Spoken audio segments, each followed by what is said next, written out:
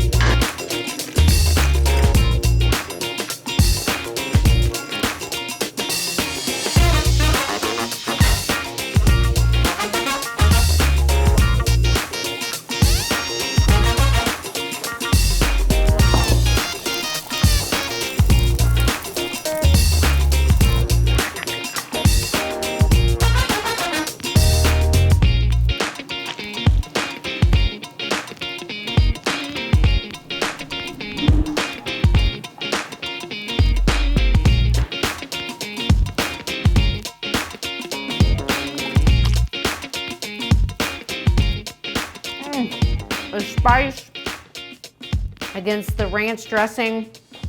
It's everything I love about buffalo wings. And you can use blue cheese dressing if you want. We use light ranch dressing. The combo here is perfect. Hit like and subscribe. Turn on your notifications so you don't miss a future episode.